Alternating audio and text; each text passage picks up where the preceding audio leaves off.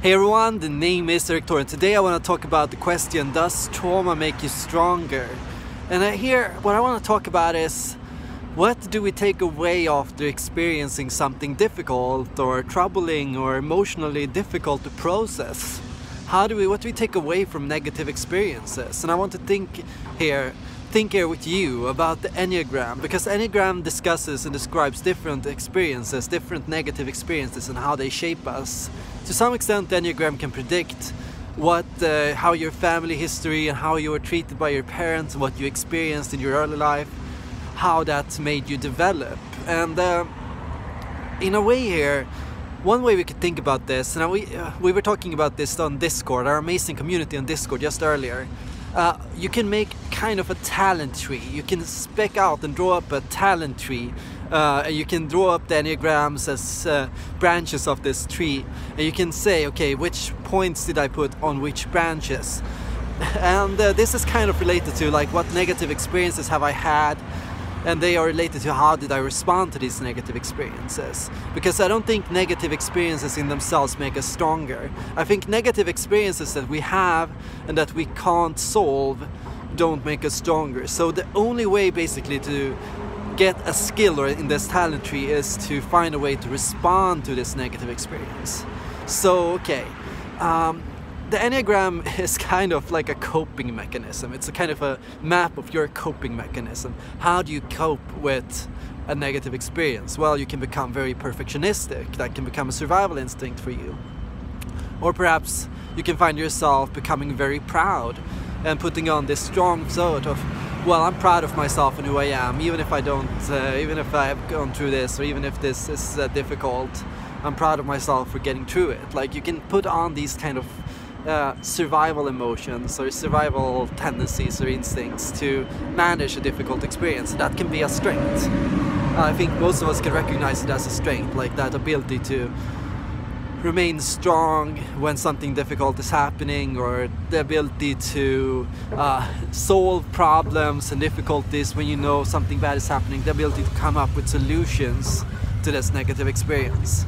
So you could say that, yeah, a person that has had more negative experiences is also likely to have more of these strengths, more of these mechanisms. So they'll be able to go through a stressful situation where other people won't do as well.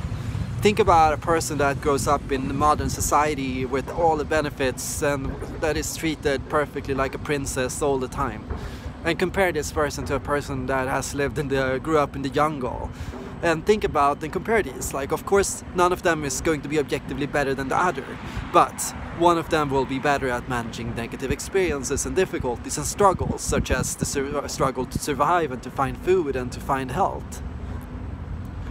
So what I want to talk about here is the Enneagram can predict kind of to some extent how well you will manage a difficult situation or a difficult experience if a difficult experience presents itself to you.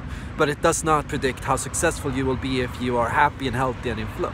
And it doesn't predict, like, if everything is going well, how skilled you all do in these situations. Because through it is, I think a lot of people that have had negative experiences that come into like this better life, that start getting things better and everything is good, I think a lot of them struggle to relax and to take off this survival tendency. Like the coping mechanism also kind of keeps you from being happy.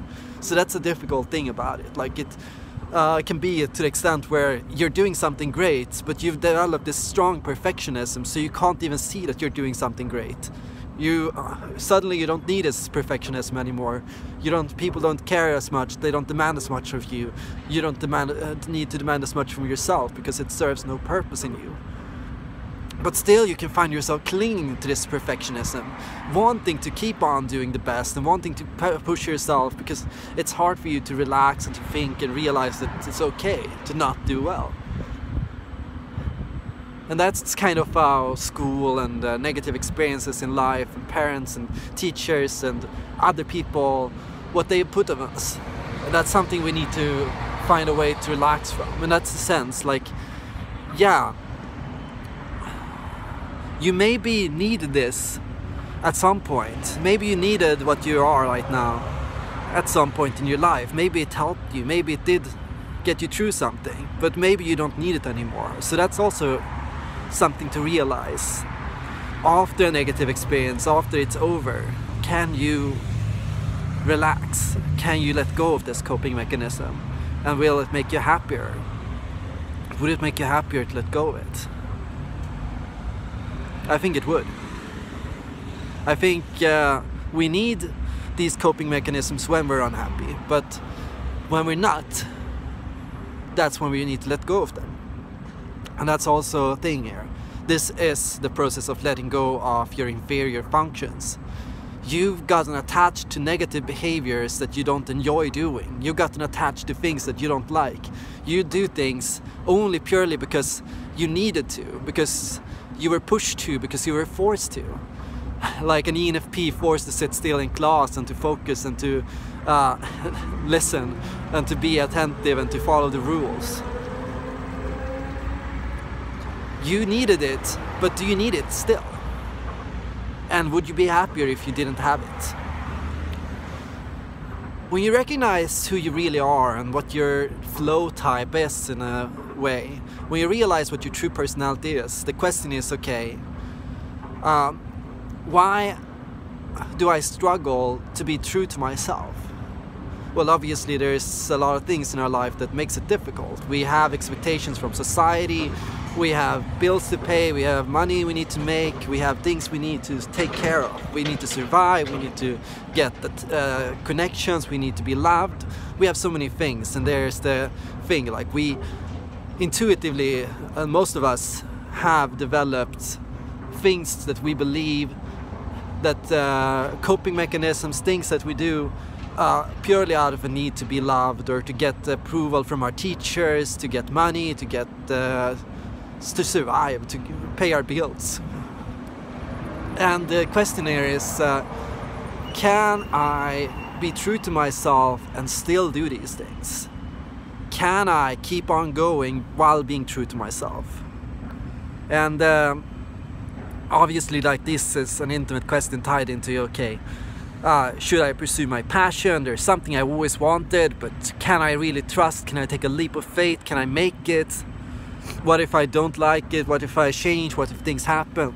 Like, we have to start wrestling these questions almost as soon as we start finding out our personality type. Suddenly we have to think about, like, really, what do I do next?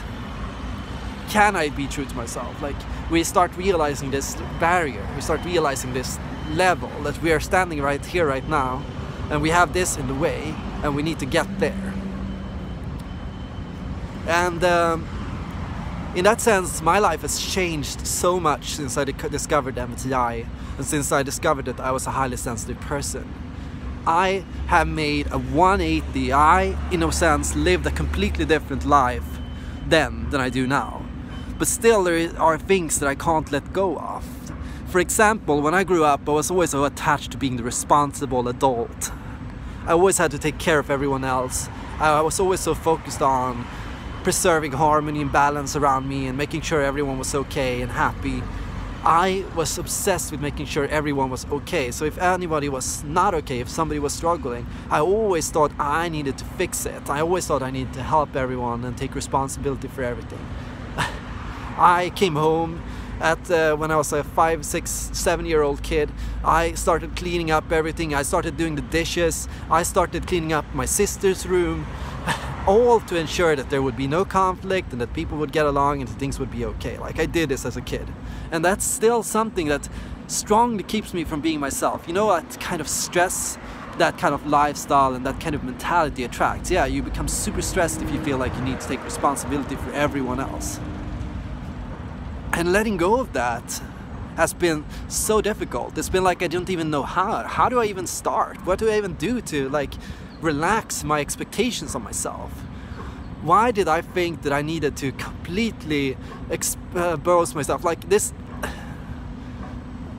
5, 6, 7 years ago, okay, it was a long time ago, I actually drove myself to a burnout. I drove myself to a burnout when I was just 19 years old.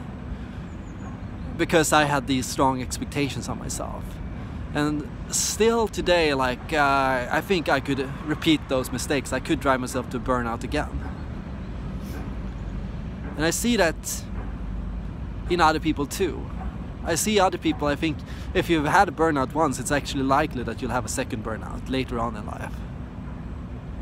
And then you should have realized how serious it was the first time it happened, but it can still be so difficult to let go of that stress that you've gotten so attached to. It became my coping mechanism to be responsible because there was so much stress around me, because there were so many worries and anxieties of people around me. And I was so attuned to other people's feelings and how they felt.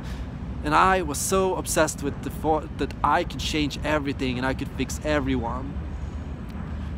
I have this mentality in me that I, through my communication and through what I say, have an influence on other people. And that's, I think, very INFJ. Like, as an INFJ, you can say, my words matter to other people. What I say can shape other people's feelings and actions and what they do. And I think I got a little addicted to that power in a sense. Like, not just addicted to the power of it, the fact that I could do it, but also overcome with the responsibility and the burden of that. It meant if I didn't say something, it would be my fault if people would make bad decisions. If I didn't do something, if I didn't care, if I didn't think about what I did and how I said things, I would be the direct cause of all the bad things happening in the world. And I think often, of course, that is not correct. That is, well, technically it has a level of correctness to it, yeah. But I can't be everywhere at once, and I think that's also like realizing the issues with consciousness. You can only be conscious at one place at one time. I can't have multiple consciousness. I can't be everywhere. I can't think of everyone. I can't see everything.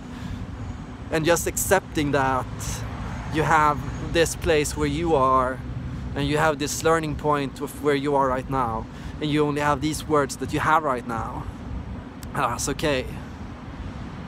Well, I hope this video helped you understand the question of trauma and of what you take away from trauma, and perhaps it brought up some questions in you, like where did your perfectionism come from? Where did your shame come from?